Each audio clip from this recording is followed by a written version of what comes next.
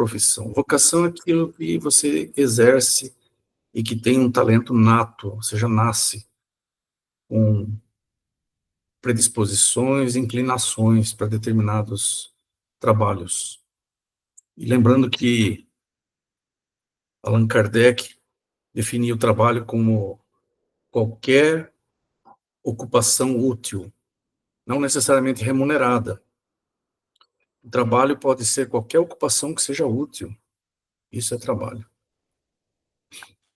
Se você exerce vocação, e com muito prazer, e com muita felicidade, é muito provável, como nós vamos ver depois aqui, que você já pratica essa vocação há muito tempo, que você tem méritos para continuar praticando. O Emmanuel, aqui no livro, ele começa assim: ó, a vocação é a soma dos reflexos da experiência que trazemos de outras vidas. Realmente, a vocação, se a gente for pensar bem, é uma das grandes provas da reencarnação. Crianças muito pequenas ainda já demonstram vocação para as artes, né? Por exemplo, tocar piano aos 2 anos de idade. Mozart tocava aos 5 anos de idade. Compôs a primeira sinfonia, se não me engano, aos 12 anos de idade. Então, são coisas que a ciência se mergulha, pesquisa, estabelece 1001 teorias, mas não chega a uma conclusão sobre isso. A verdade é que essa soma dos reflexos de experiência que trazemos de outras vidas, né? O Emmanuel fala também aqui o seguinte, que é natural que muitas vezes sejamos iniciantes em alguns trabalhos. É claro, a gente não tinha computadores no século XVII, no século XVIII. Alguns que exercem hoje a profissão na área da informática, da inteligência artificial, eles estão iniciando nessa carreira, porque nesse setor de serviço há uma evolução de técnicas de trabalho, que é natural esse processo. Então, ele reclama novas modalidades de ação. Mas, de qualquer maneira, nós retornamos no berço, na reencarnação, em geral, para continuar uma obra, desde que tenhamos mérito, né, para continuar essa obra. Como nós vamos ver depois, ele fala que, muitas vezes, esse trabalho, que é uma concessão divina para nós, precisa ser momentaneamente interrompido, quando nós perdemos o mérito para continuar aquele trabalho. E outra questão também é que nós, muitas vezes, é necessário, é da lei que nós façamos que nós nos desenvolvamos em muitas áreas, em muitos caminhos diferentes. Nós não vamos passar todas as nossas reencarnações trabalhando apenas uma área do conhecimento, uma área da habilidade. Porque muitas vezes nós trabalhamos na área da habilidade manual e outras vezes na área do conhecimento.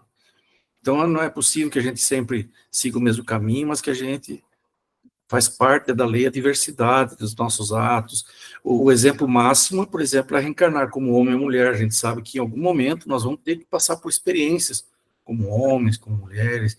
E claro que isso não é de uma vida para outra. Muitas vezes você transita no sexo masculino ou feminino por muitas vidas, adquire muita experiência, e um dia vai se preparar para outras experiências.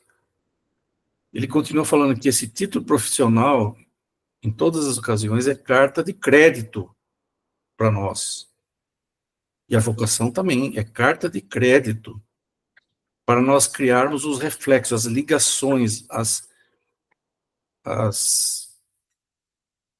conexões com o mundo, com as pessoas, para que a gente enobreça os nossos sentimentos, o nosso conhecimento, enfim, a nossa vida. Por que é uma carta de crédito? Porque é da misericórdia divina que nós sigamos aquilo que nós pretendemos, criar uma experiência melhor, que temos nossa vocação, aperfeiçoando-nos cada vez mais. Ele fala o seguinte: o administrador, o juiz, o professor, o médico, o artista, o marinheiro, o operário, o lavrador, estão perfeitamente figurados naquela parábola dos talentos, de que se valeu o Divino Mestre para convidar-nos ao exame das responsabilidades próprias perante os empréstimos da bondade infinita. Então, todas as profissões que ele citou aqui, outras, todas as profissões, elas estão perfeitamente figuradas naquela parábola dos talentos que vocês devem conhecer, né? Só recordando, na parábola dos talentos, Jesus compara o reino dos céus a um rei, que chama os seus encarregados para que vão até os devedores cobrar o crédito que ele tem com esses devedores. E um deles vem até o rei e diz que não tinha como pagar, que ele tinha se envolvido em grandes dívidas, em grandes problemas que ele não tinha como pagar, mas se comprometia profundamente em fazer valer a sua dívida e pagar a sua dívida. E o rei, de forma sábia, que é o nosso Criador, ele faz esse paralelo, né? Ele diz, então vá, resolva seus problemas e depois quite a sua dívida. Acontece que esse devedor, e aí Jesus exemplifica, personifica numa pessoa, ele tendo a sua profissão, ele cobra do seu encarregado, por sua vez, uma dívida. E esse encarregado, não tendo como pagar, ele vai direto no pescoço dessa pessoa, não o perdoa e o martiriza, ou responsabiliza de forma violenta essa situação. Aí um encarregado do rei, vendo essa situação, ele relata isso para o rei. O rei manda então trazer esse devedor e diz a ele: olha, eu não pratiquei de misericórdia com você, eu não te dei uma chance para você se refazer nas suas finanças e depois me pagar. Por que você age dessa forma, então, com aqueles que devem para você? Então, aí Jesus, no final, diz assim, que a essas pessoas não haverá uma tolerância, que elas deverão pagar até a última gota da sua dívida, né? Tudo isso é muito interessante, mas a gente tem que considerar um pouco algumas situações de que a lei, depois de Jesus, ela muda, porque ela tem agravantes e tem atenuantes, né? Então, a lei já não é mais dura, como na época de Moisés, que chamava essa lei do talião, mas, muitas vezes, existem atenuantes que fazem com que a gente, então, volte a exercer alguma profissão, alguma vocação.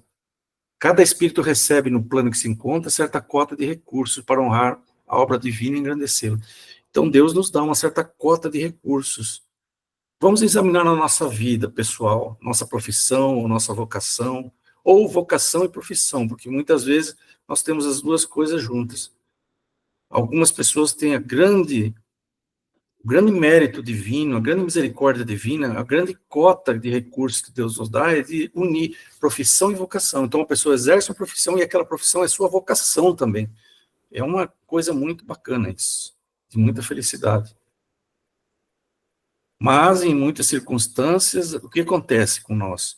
Nós nos apropriamos dessa profissão e vocação, nós a usamos de maneira errada, nós a usamos sem propósito, e nós não vamos em encontro a essa cota de recursos que Deus nos dá.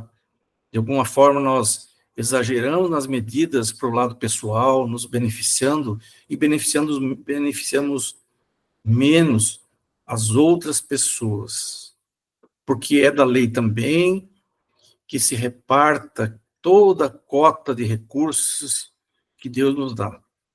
É da lei que nós tenhamos que dividir e também temos que perdoar as dívidas dentro de certos limites, dando chances às pessoas de reaver de recuperar a sua dívida. Então, ele fala que a colheita dos reflexos amargos da nossa conduta, quando nos desgasta o corpo terrestre, com doloroso constrangimento, é o regresso das dificuldades e o recomeço.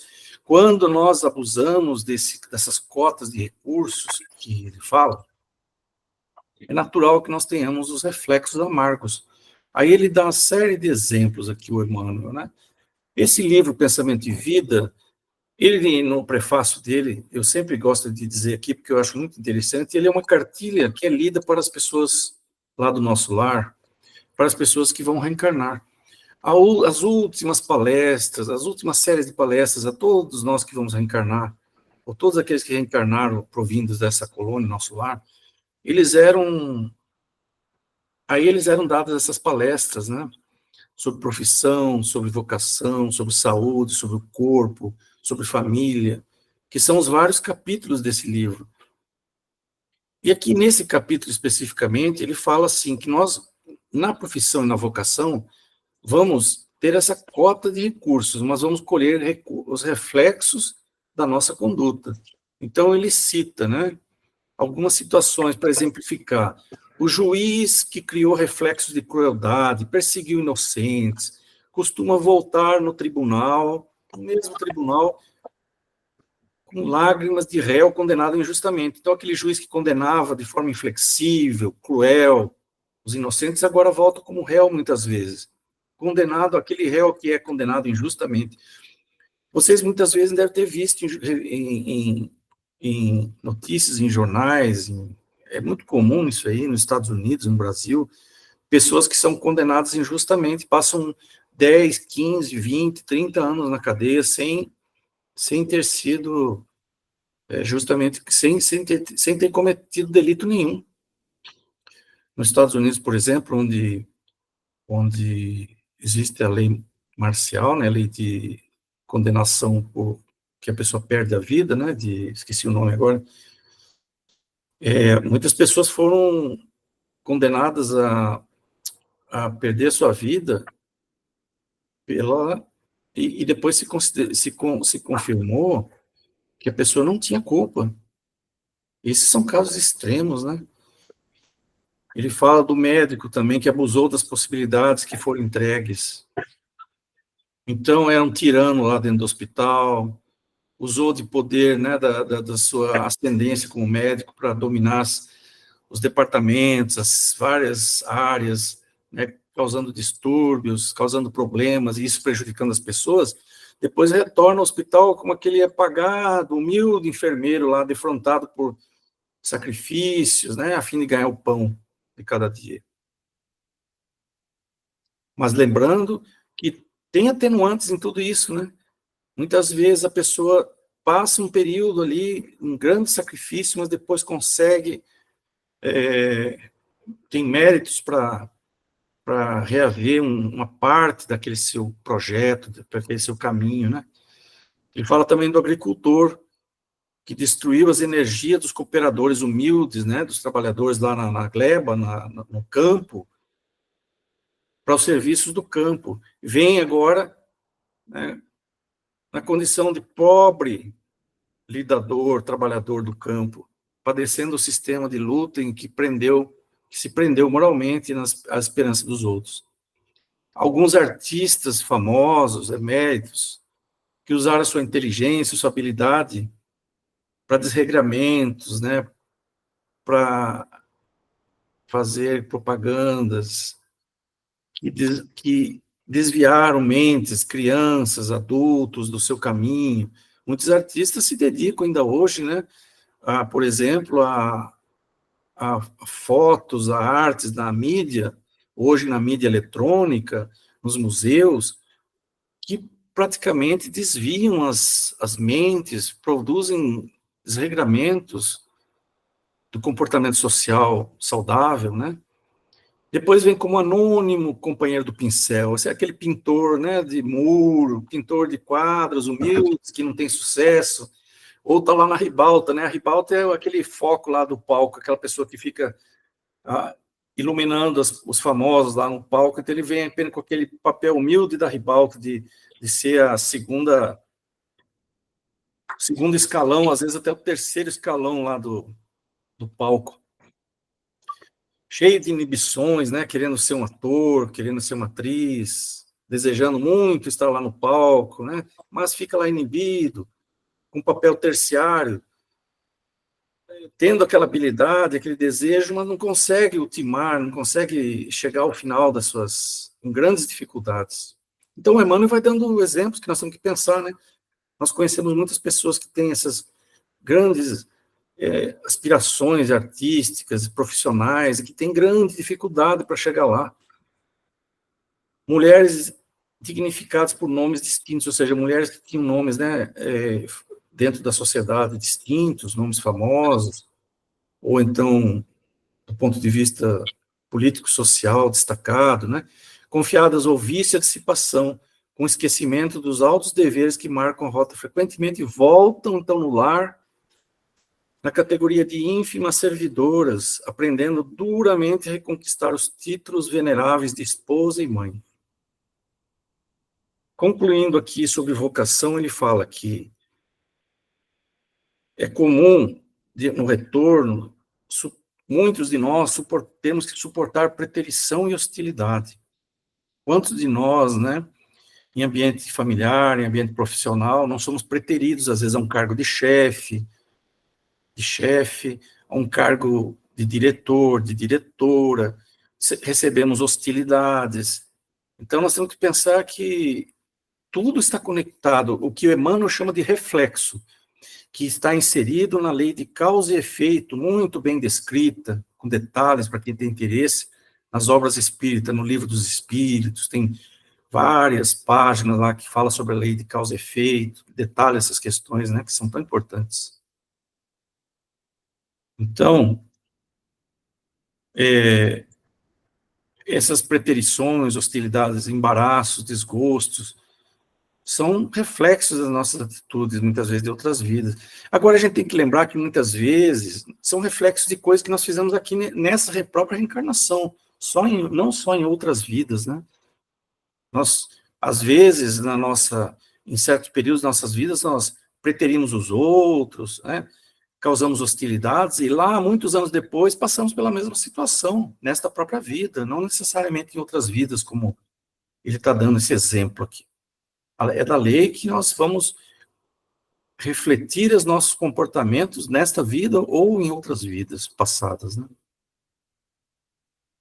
Por fim, ele fala o seguinte, concluindo esse capítulo aqui, que é comum, no retorno, suportar preterição, hostilidade, embaraços, desgostos, por onde passem, experimentando sublimes aspirações e frustrações amargosas, por conta da lei, venhamos a acolher os reflexos de nossas próprias ações, implantados no ânimo alheio, retificando em nós mesmos o manancial da emoção e da ideia, para que nos ajustemos à corrente do bem, em que parte de Deus e percorre todo o universo para voltar a Deus. Então, é muito citado, existem várias frases populares, né, que semear é livre, mas a colheita é obrigatória. E aquilo que nós fazemos aos outros, nós recebemos de volta também. Tudo isso está dentro da lei de causa e efeito. E aqui o assunto de hoje é como que a lei de causa e efeito ela se insere na questão da vocação e da profissão. Vocês já devem estar aí pensando, né? Se vocês fazem uma vocação, exercem uma vocação ou uma profissão. Não que tenha grandes diferenças, porque, como nós vamos falar agora, que é o capítulo 17, ele trata um pouco da profissão. A profissão é o exercício do dever. O exercício do dever que muitas vezes está sobre o âmbito da remuneração. Então, você recebe para exercitar uma determinada profissão. Você tem vantagens pecuniárias, você tem vantagens financeiras, você ganha para exercer uma determinada profissão, o que é justíssimo, muito justo. Então, pelos contatos da profissão, criam uma vasta escola de trabalho, construindo a dignidade humana. Então, na profissão, nós construímos a nossa dignidade. Eu sempre costumo dizer isso, em muitas situações, que trabalho, profissão é dignidade, porque nós temos uma questão que é autoestima. que é muito importante no ser humano ter, mas não confundir autoestima com orgulho. A autoestima está dentro das leis do equilíbrio, é você se manter dentro das leis divinas, dentro da lei do equilíbrio. É você manter a dignidade dentro daquilo que você exerce no campo humano, do bem. Então, pela abnegação, agora, a profissão é uma escola de trabalho que constrói a dignidade humana.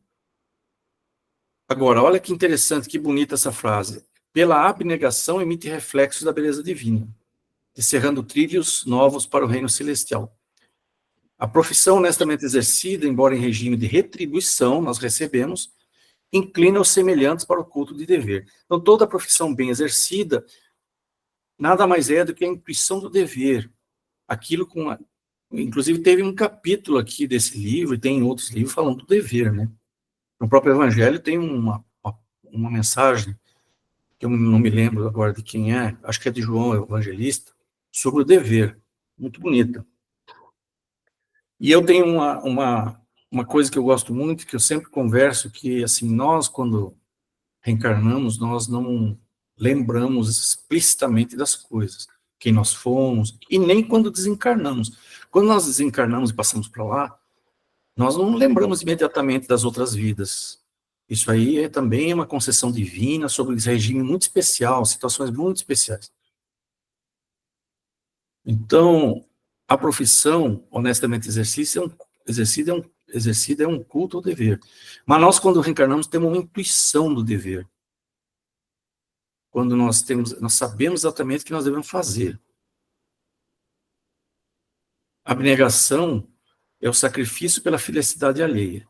Como é que a abnegação, qual que é a relação entre profissão e abnegação?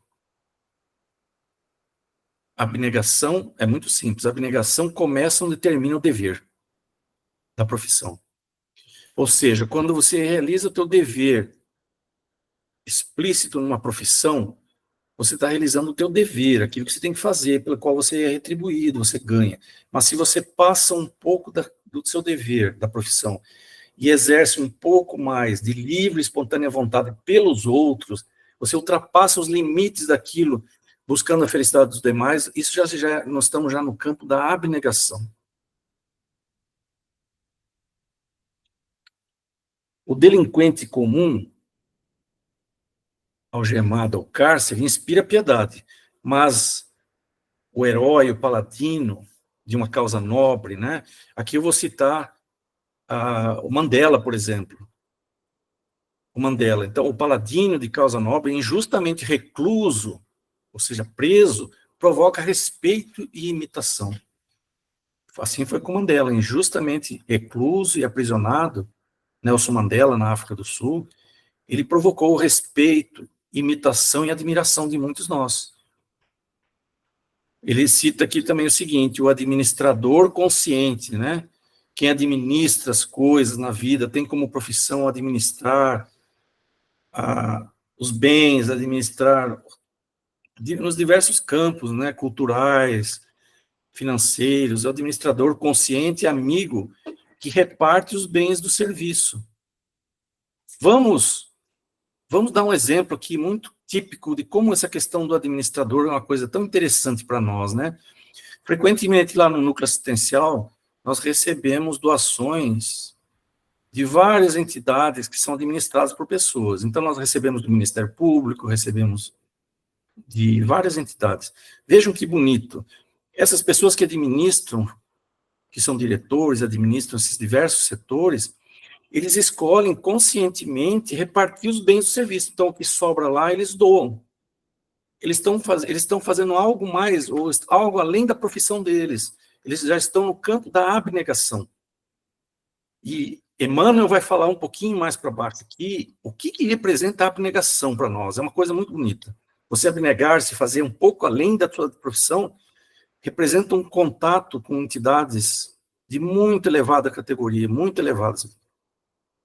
Então, esse administrador que gasta parte do seu tempo, que lhe compete, com escrupulosa probidade, com retidão, né, com cuidado, é um padrão de virtudes terrenas. O homem que cede suor e sangue de si mesmo. Muitas vezes você não precisa ser um administrador, uma administradora, uma pessoa de alto escalão, de chefe, para fazer esse bem, essa abnegação além da sua profissão.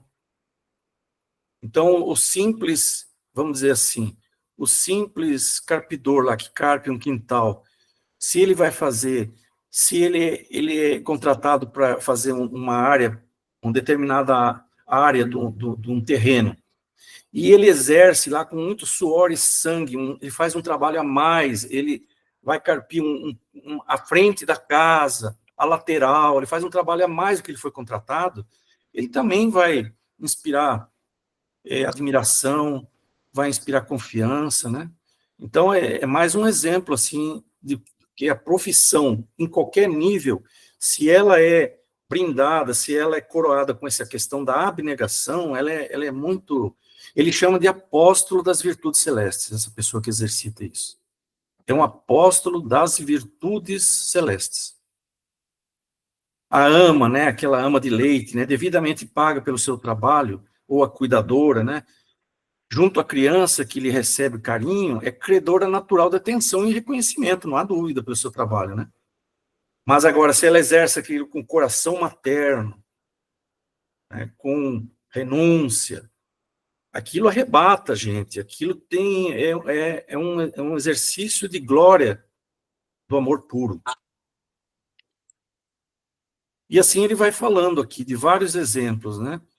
Pela fidelidade e o desempenho das suas obrigações, o homem melhora a si mesmo. E pela abnegação, pelo trabalho, o homem melhora a si mesmo. Mas quando exerce a abnegação, o anjo aproxima-se do homem melhorado. Porque aí você já está melhorado, aprimorando a vida e o mundo, nas atividades que transcendem o quadro dos serviços remuneráveis. Então, essa é a palavra interessante. Quando você exerce sua profissão, mas você transcende, ou seja, você vai além do serviço remunerado na Terra, fruto das almas que já ultrapassaram o impulso de preservação do conforto. Quando eu exerço minha profissão dentro dos limites da profissão, e eu não passo daquilo, eu estou só querendo preservar o meu conforto, a minha vida, as coisas, eu não quero. As pessoas que já exercem com a abnegação e transcendem essa situação, ele chama essas pessoas de reflexos mentais das inteligências celestes que operam já numa pessoa transformada por amor, nas linhas da benemerência oculta. Agora, quando nós estamos nessa província moral já do devotamento, da abnegação, em que nos encontramos, assim, todos os corações humanos consagrados ao serviço espontâneo do bem, nem sempre respira o gênio ali, hein? Muitas vezes a pessoa, às vezes, altos sacerdotes de religiões, artistas de todas as pátrias, nobres inventores, as grandes mães, todas as vezes se devotam ou têm abnegação, e não são os grandes heróis. Aliás, o exemplo maior que nós podemos dar, e que Emmanuel dá aqui, são os heróis das pátrias, dos países, né? Esses heróis, o que eles fizeram? Eles foram além da defesa do seu país, eles defenderam, foram muito além, eles muitas vezes entregaram sua vida e tiveram uma abnegação, e por isso são considerados heróis, né?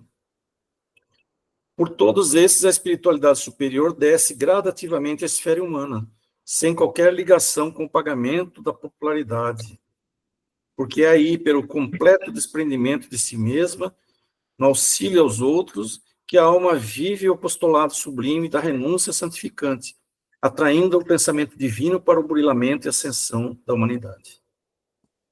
Então, agora nós finalizamos, e eu queria dizer que o seguinte, que muitas vezes nós não exercemos uma vocação aqui, nós nos perguntamos, eu não exerço uma vocação, eu tenho uma profissão que eu não sou muitas vezes feliz com ela, não sei qual é a minha vocação. A gente não precisa se preocupar muito com isso. Em primeiro, muitas vezes, aquela cota de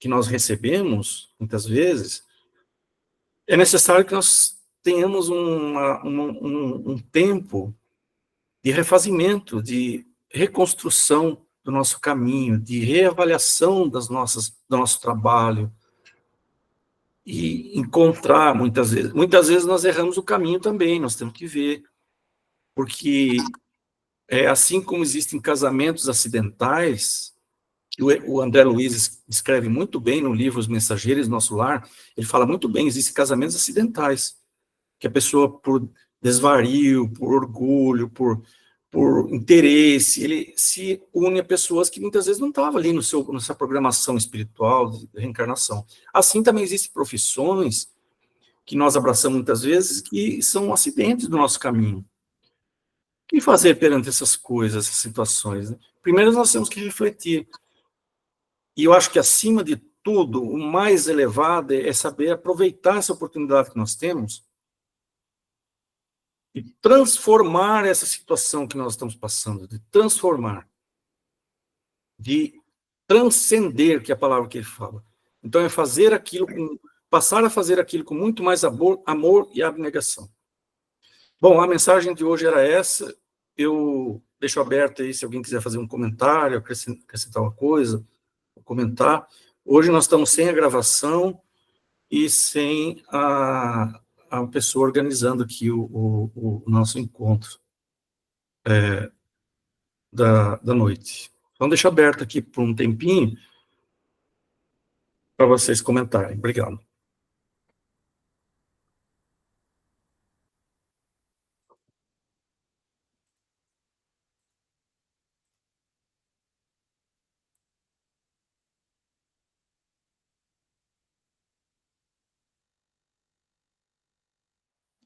Boa noite, Paulo. Boa noite a todos. Boa noite, Adão. Eu só queria lembrar, essa abordagem, essas palavras sobre a abnegação ficaram muito, muito elucidativas. Eu me lembrei de uma frase de Emmanuel, que ele diz que esse sacrifício pessoal pelo bem dos outros é uma estrada que percorremos de beleza indefinível. Ele define assim a abnegação. Então veja o valor que isso tem espiritualmente, mas aqui na Terra não é visto, né? Mas espiritualmente isso é uma estrada muito bela, ele fala, que nós percorremos. Muito obrigado. Muito obrigado, Adão. Esse é um tema interessante de se abordar em vários